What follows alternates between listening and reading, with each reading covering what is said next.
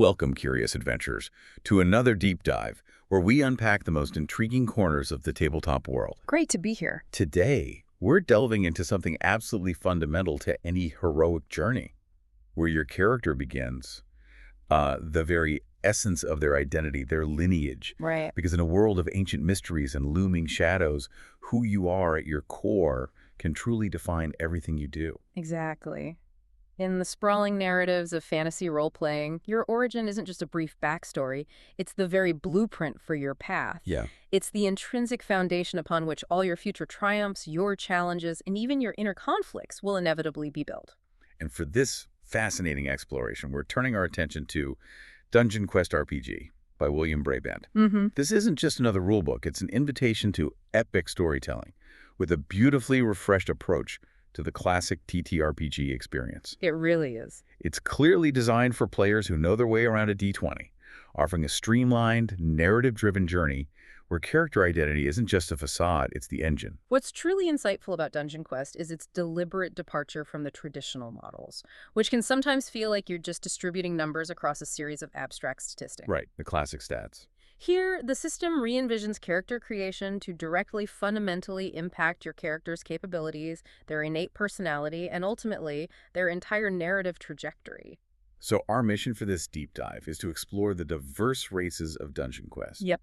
We'll unpack how each chosen lineage fundamentally shapes an adventurer's capabilities, their interactions with the world, and why understanding these foundations is absolutely crucial for crafting a hero that feels truly unique and genuinely memorable.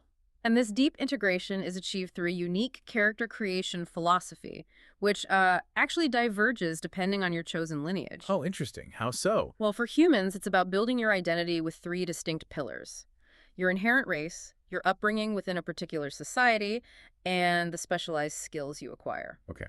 Race, society, skill. But for the elder peoples, elves, dwarves, and halflings, their inherent racial identity is so potent, so ancient, that their race alone defines all their core modifiers. Wow. Okay, so no separate society or skill choice for them. Exactly. It's a fascinating design choice that immediately sets different races on distinct character-building journeys. That's a huge distinction right up front.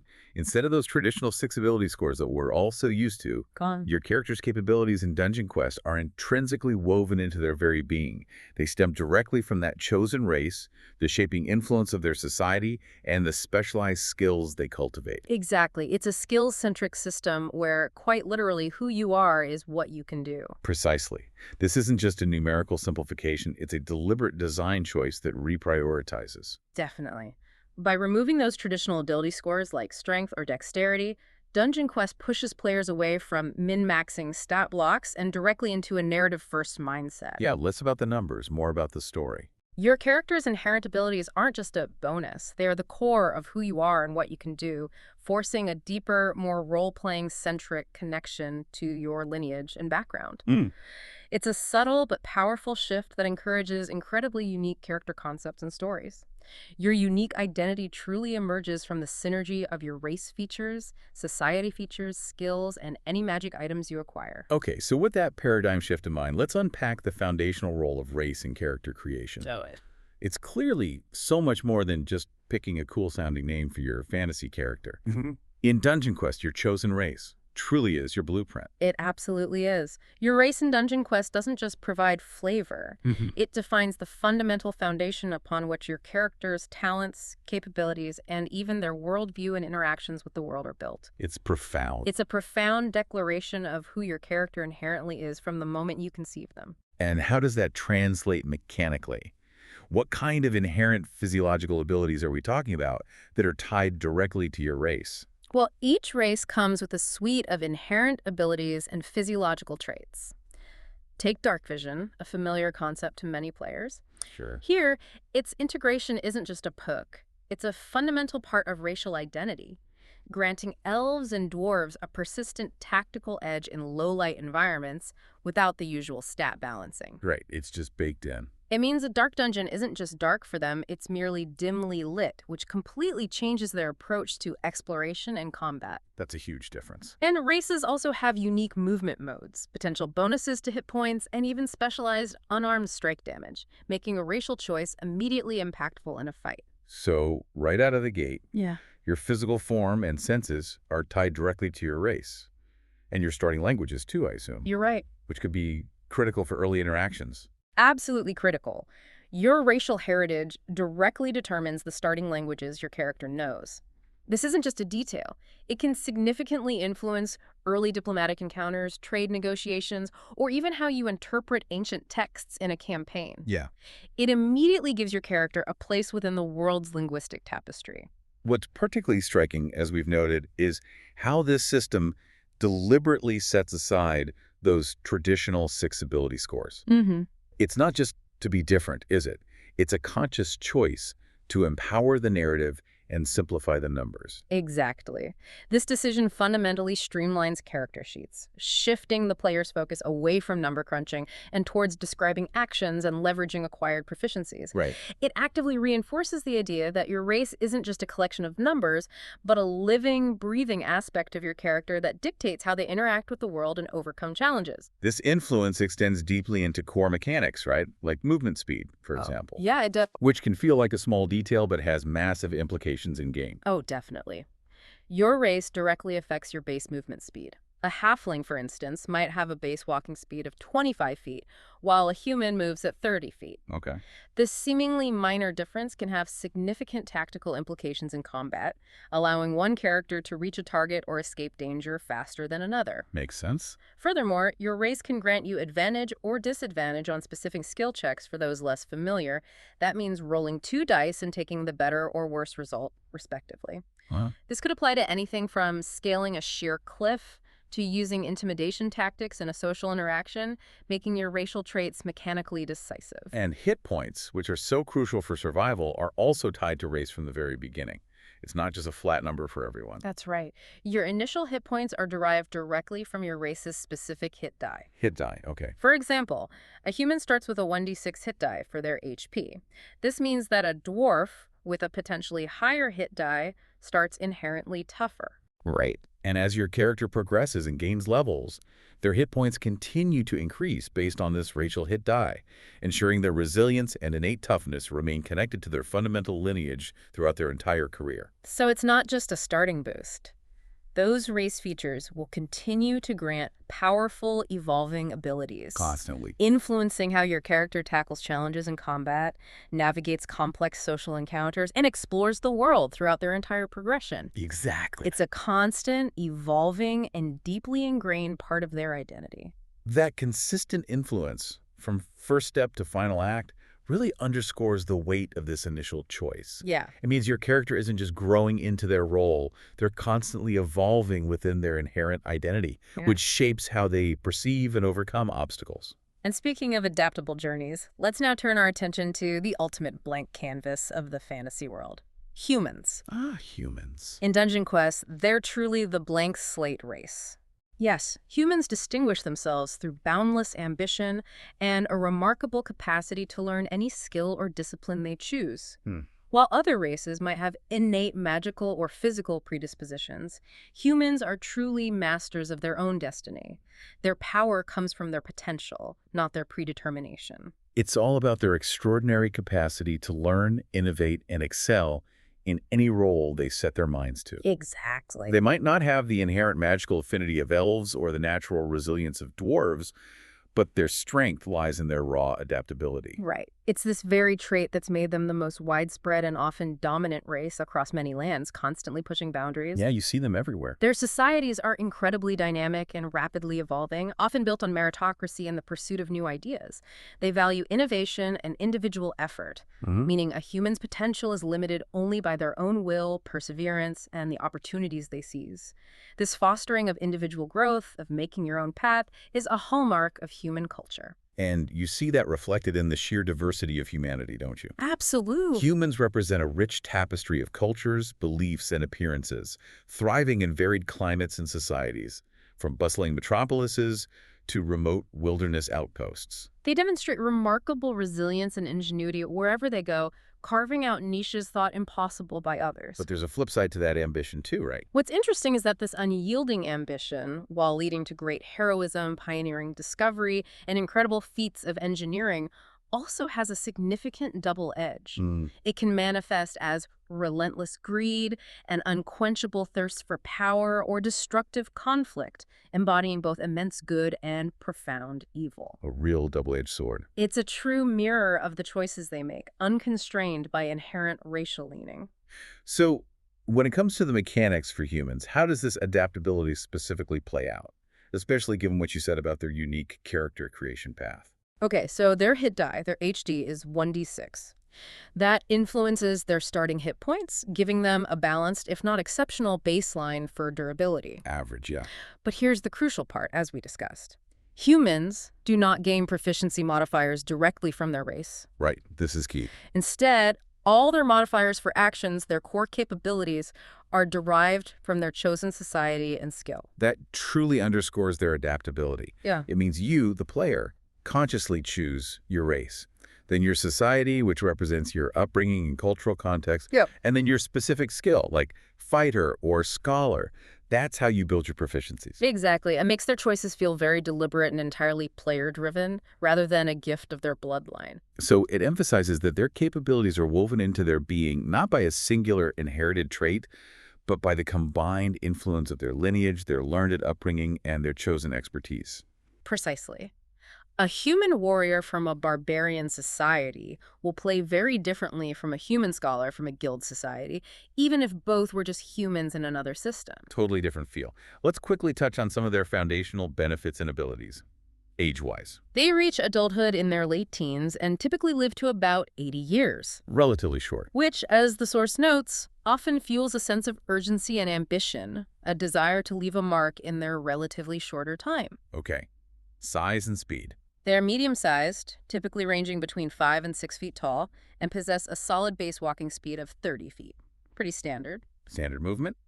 And languages. All humans speak, read, and write Common, and often pick up a second language due to their widespread trade, diplomacy, and exploration. Where'd they get around? Could be anything from Elvish to Dwarvish, Goblin to Orc. Depends on their background. And as for archetypal strengths, the source highlights their capacity to excel in a truly vast array of roles.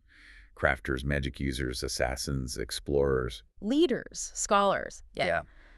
It tells us that humans are the ultimate generalists, capable of mastering any path. Like a blank canvas. Their insatiable curiosity as scholars can lead to groundbreaking discoveries. Their quick wits as thieves can unravel the most complex plots, and their charisma as leaders can rally entire nations. Wow. This reflects that blank canvas concept, where their destiny isn't merely shaped by inherent limitations, but entirely by the choices they make and the paths they pursue. Puts the agency squarely in the player's hands. Totally. From the adaptable young races, let's journey back through time to the heart of ancient forests and the deepest mountain veins to discover the elder peoples, the elves, and the dwarves. Ah, the elder people. Beings whose very existence is woven into the fabric of the world's magic and its stone. Let's start with the elves, those enigmatic masters of arcane grace. Elves are indeed ancient and enigmatic, their very being intrinsically linked to the fabric of magic and the natural world. Magic in their blood. Arcane energies don't just flow around them, they flow through their veins as naturally as blood. This innate connection means every elf, to some degree, possesses both magic user and fighter capabilities. Love. Interesting. It's not a question of if they can wield magic, but how they choose to express it. That's a powerful combination and a fascinating design choice. So their specialization isn't if they're magical, but how they express it, often based on their connection to specific environments. Exactly. It implies a much more integrated form of class right from the start. Right. Tell us about their physical description. Physically, they are slender and graceful, often human height to slightly taller, with lithe, athletic builds that belie surprising strength. Graceful but strong. Their skin can range from pale alabaster to warm bronze or deep ebony, often with a subtle, luminous quality that seems to catch the light. Luminous. Their large, almond-shaped eyes come in striking, expressive colors like emerald, sapphire, violet, or amber, and they possess delicate features, high cheekbones, and of course, their distinctive pointed ears. Can't forget the ears. And their hair. Also, often long and flowing. A cascade of fine strands in a wide array of colors, from common shades to ethereal silver, deep gold, or raven black. Very iconic. They truly look like they're woven from magic and nature itself, a testament to their deep connection to the world. Culturally, what defines them? Elven societies are steeped in millennia of tradition, art, and wisdom, valuing history, ancestry, and the slow unfolding of time. A long view. Many communities are secluded deep within ancient forests or hidden in magical enclaves, fiercely protective of their way of life and the secrets they guard. Protective, okay. Magic isn't just a tool for them, it's intrinsic to their daily routines, shaping their architecture, inspiring their craftsmanship, and guiding their philosophy. That's part of life. Their melodic names often relate to nature, light, or ancient concepts, names like Aryan, Arwen, or Eldrin. And speaking of their long lives, how does that translate to their age and perspective? Well, while elves reach physical maturity at the same rate as humans, they aren't considered adults in their society until they're around 100 years old. Wow, 100 years old. Having gained sufficient worldly experience and wisdom, they can live for over 750 years. Incredible lifespan. Which grants them a profoundly long-term perspective. They view history not as a series of events, but as a continuous flowing river, and their decisions are often weighed against centuries, not decades. Makes them seem detached, maybe. Or patient, depending on your view. It's a completely different sense of time and consequence. Okay, basic stats. Medium size, 30 feet speed, languages. They speak Common and Elvish. Elvish is described as a fluid, intricate language known for its complex grammar and rich, poetic literature, often used to weave spells or record ancient histories. Beautiful. Now here's the big mechanical difference again. Right. Elves do not choose a society or skill. Race defines everything. Their race itself defines all their core modifiers, making their heritage incredibly potent and self-contained. Your choice of elf subspecies then further refines these inherent capabilities. That's a truly loaded toolkit. The source gives a whole table of advantages. Combat, exploration, social. Yeah, it's extensive. Let's pick a couple. When you mention advantage with parry and light armor proficiency, how does that actually manifest in combat? Are they dodging, deflecting? That's a great distinction. An elven fighter, thanks to their innate graceful movement and stealth and parry advantage, isn't built to absorb blows like a heavy armor type. Nor finesse. Exactly. Their combat style is one of elegant evasion and precise deflection. They're more likely to dance around an opponent's reach, making quick feinting strikes, or expertly parrying a heavy blow rather than letting it connect. So, controlling the fight. It's about being elusive and hitting with precision, making them exceptional duelists or skirmishers who control the flow of battle rather than grinding it out. Makes sense given their build. What about keen senses and wilderness harmony for exploration? How does that help a player? Their keen senses, granting proficiency and perception with advantage, means an elf will be the party's natural lookout. The eyes of the group. They'll be the first to spot hidden foes, notice a cleverly disguised trap, or track a faint trail. Combined with wilderness harmony, they are adept at living off the land, foraging efficiently, and moving through natural environments with almost supernatural silence. Wow. This makes them unparalleled scouts and trackers, able to navigate the deepest forests or most treacherous mountains, reading the subtle signs of nature that others would entirely miss. An arcane lore and identification. Sounds powerful for magic stuff. It truly is. Every elf has an intuitive understanding of magic. This allows them to identify auras, discern enchantments on objects or locations, and even recognize weaknesses in a spell or a magical creature's defenses. They might not be casting the most powerful spells themselves, but they possess an inherent wisdom about magic that can guide a party through dangerous magical phenomena or help them exploit a magical vulnerability. Beyond skills, they also have Fey ancestry advantage against charm, can't be put to sleep. Yeah. Very strong mental defense. And dark vision lets them see in dim light and darkness. In shades of gray, to a considerable range, these traits make them exceptionally resistant to mental manipulation and surprise, and perfectly adapted to navigating shadowed ruins or deep forests at night. Very hard to catch unawares. Physically or mentally, yeah. It's clear their racial traits define them as perceptive, agile, and magically resilient. But elves aren't monolithic, are they? The source breaks them down into factions. Correct. There are forest elves, or sylvans, making up about 40% of the population. They're the quintessential guardians of the wilderness. The classic wood elf. Their magic is drawn directly from nature, plant growth, animal command, wood shaping, healing. In combat, they're swift and elusive, favoring bows, light blades, and spears, using the environment. So a Sylvan might be dealing with forest threats, using nature magic. What about mountain elves? The mountain elves, or stonehearts, are about 25%. They're more rugged, resilient masters of earth magic. Earth magic. Like dwarves. Sort of, but with an elven touch. Manipulating stone, causing tremors, sensing ore, creating rock shelters.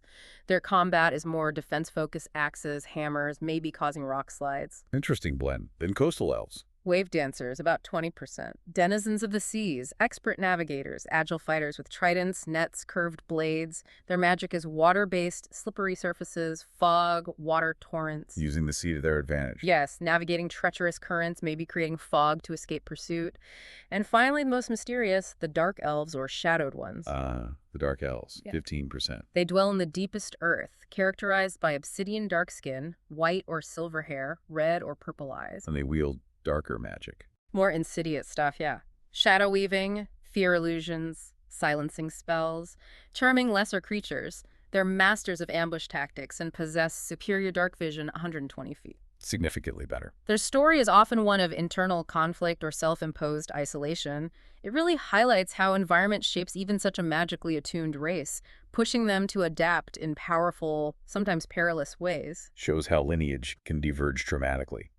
Moving from the graceful elves, let's shift focus to their ancient rivals, the dwarves. The stout folk. Enduring, defined by resilience, craftsmanship, and a deep connection to the earth. Dwarves embody a deep, almost spiritual connection to the earth's bounty. Unlike elves, they possess little to no inherent magical talent that manifests as spellcasting. Right, no flashy magic. Instead, their strength lies in their physical prowess, their mastery of metal and stone, and their indomitable will. Every dwarf is born with a natural aptitude for both fighting and crafting, honed by generations of tradition. Muscle, grit, and ingenuity. And the source mentions factional clashes and that disdain for elves. What's the root of that? It's often fueled by ancient conflicts over territory and resources, philosophical clashes, Land and ideals. and what dwarves perceive as elven arrogance and impracticality. Dwarves value permanence, tangible results. Elves value art, the ephemeral. Opposing values. Dwarves will rarely, if ever, associate with elves, whom they consider flighty, delicate, and ultimately unreliable. This rivalry runs deep. Makes for interesting party dynamics. Yeah. So what's the core essence of a dwarf in Dungeon Quest? Their essence is the ringing hammer on the anvil, the glint of unearthed gold and polished gems, and the unwavering defense of their ancestral halls. The forge and the mountain home. They are patient people, measuring time in generations, and their perseverance is legendary. They take immense pride in their work, seeing every expertly forged blade or carved gem as a piece of their enduring soul. A legacy in stone and metal. Visually, how are they portrayed? Short and stout, typically 4 to 5 feet tall, but incredibly broad-shouldered and powerfully built. Dense and muscular, capable of immense labor and enduring hardship. Built tough. Their skin ranges from fair to deeply tanned or ruddy, often weathered. Dark, piercing, keen eyes with exceptional low-light vision. Thick, coarse hair worn long by both sexes. And the beards, of course. Male dwarves, renowned for impressive, meticulously groomed beards, often braided and adorned. Strong brows, prominent noses, a rugged, unyielding countenance. The classic formidable dwarf society. Deeply rooted in ancient traditions, strict honor codes, profound reverence for ancestors. Clan-based, loyalty to kin is paramount. Feuds can last centuries. Clan loyalty is everything. Legendary smiths, stonemasons, jewelers, engineers. Quality, durability, artistry prized above all. Fortress dwellers, carving intricate cities deep within mountains. Impregnable strongholds and stubborn. Renowned for stubbornness, yes, which Yeah. serves them well in battle, refusing to yield, and in upholding traditions. Their guttural names often connect to stone, metal, or lineage. Durin, Gimli, that sort of thing. Okay, benefits and abilities. Age. Mature like humans, considered young until 50, live about 350 years. A good long time to master a craft. Size and speed. Medium-sized, 4 or 5 feet tall, broad, muscular, around 150 pounds. Base walking speed is 25 feet, slightly slower, but they're resilient. Slower but sturdy. Languages. Common and Dwarvish, a language known for its harsh sounds and practicality. Now again, like elves, dwarves do not choose a society or skill. Race defines all modifiers. Correct, and their advantages reflect this singular focus. What do they get? In combat, advantage with dual wielding, heavy armor proficiency, and swordsmanship. Their axe and hammer mastery is exceptional, delivering devastating blows. Formidable frontliners. Built for the front line. What about stone cutting? Innate sense for stone. Detect slopes, secret passages, identify minerals. Invaluable for dungeon delving. Like a natural geologist. Absolutely. Can warn of unstable tunnels, reveal hidden traps, find strategic positions. For exploration, advantage in crafting, foraging, perception, tracking. Skilled survivors, too. Expert smiths and engineers, especially subterranean construction, build and navigate complex underground networks. And dark vision, similar to elves. And their resilience. Dwarven resilience. Advantage on saving throws against poison, resistance to poison damage, incredibly hardy. Tough to take down with poison. And they get tool proficiency with one artisan's, toolsmiths, brewers, or mason's tools, highlighting their craft focus. Tactical skills. Socially, advantage on intimidation checks. Their imposing presence and gruff demeanor often cow lesser foes or assert authority. Don't mess with a dwarf. Yeah. Like elves, they also have diverse factions, right? Yep. Forest dwarves are rarer, reclusive, adapted to woodlands, woodsmiths, trackers, trap makers, favoring lighter axes, crossbows. Dwarves in the woods, interesting. Mountain dwarves are the most traditional, numerous. Subterranean strongholds, unrivaled miners, master smiths, siege engineers, heavy armor, shields, powerful blows. Your classic dwarf. The iconic image. Coastal dwarves. Wave-forged, uncommon, adapted to coastlines, shipbuilding, marine engineering, master shipwrights, navigators, salvagers, shipboard fighting with axes, hammers, harpoons. A dwarf sailor. That's unexpected. Indeed. And finally, dark dwarves, underworld masters, desire isolation in the deepest earth. Stony gray obsidian skin, glowing eyes, sparse hair, navigate complex caves, subterranean experts. Completely separate from the surface. These factions show that deep connection between culture and environment. Absolutely, even for such a grounded race. Okay, from the deep-rooted elder peoples, let's pivot to the nimble and resilient halflings. Ah, the small folk. Small in stature, immense spirit, often underestimated. Usually a mistake to underestimate them, yeah. Halflings typically stand 3 to 4 feet tall, but possess natural agility and an uncanny knack for blending into their surroundings. Light on their feet. Their movements are light, often going unnoticed. They're built for movement and evasion, not brute force. And they have that luck, right? Something almost mystical. There absolutely is. Exceptional dexterity, natural stealth, surprising resilience. But perhaps their most unique trait is that inherent good fortune, the lucky trait. Right, luck. An almost mystical knack for being in the right place at the right time or narrowly escaping danger. It's core to their identity and mechanics. Makes them natural thieves, scouts, or surprisingly tough adventurers. And cheerful, usually. Often, yes. With a knack for survival and a cheerful disposition that helps them navigate danger.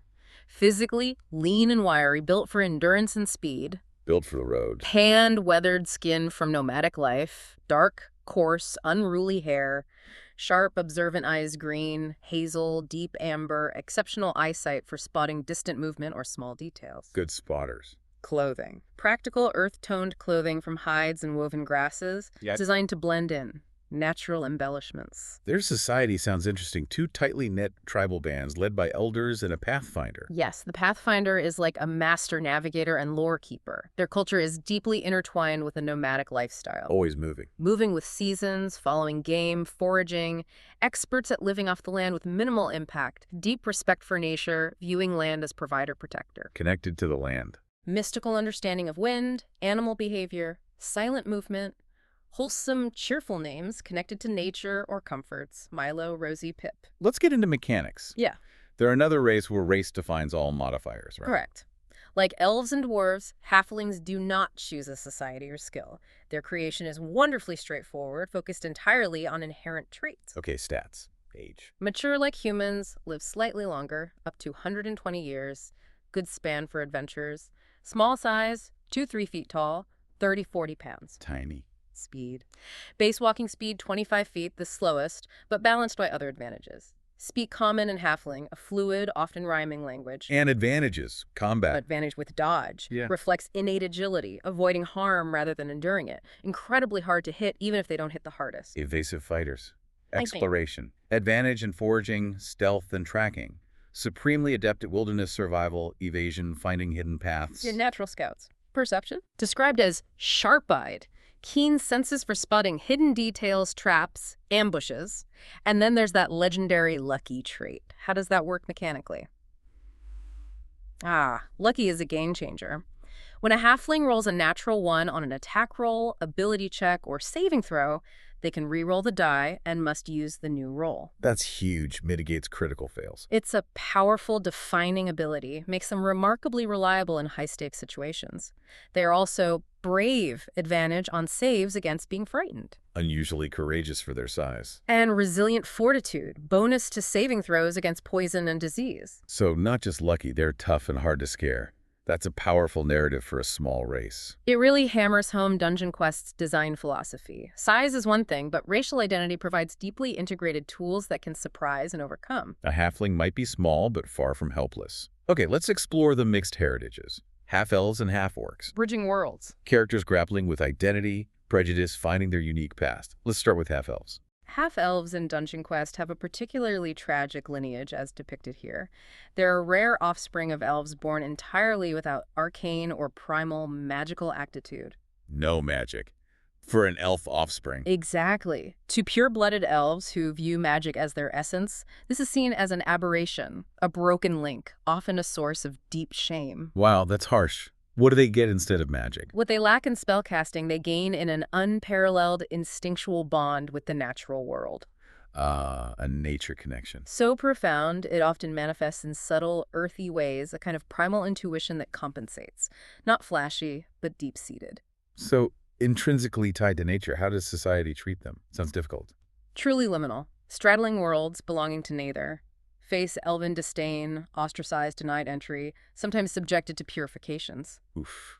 Humans. Generally more accepting. Find roles as rangers, guides, wilderness guardians, though still face suspicion due to elven appearance and that wild aura. Sounds like they have to be incredibly self-reliant. They absolutely do. Often pushed from elven society, half-elves typically seek solace and purpose in the wild. Deep relationships with forests, mountains, rivers, find belonging among creatures and plants. Preferring the wild. Often small familial groups or solitary lives as guardians of natural places, the essence of a frontier person. What about appearance? Blend of human and elf.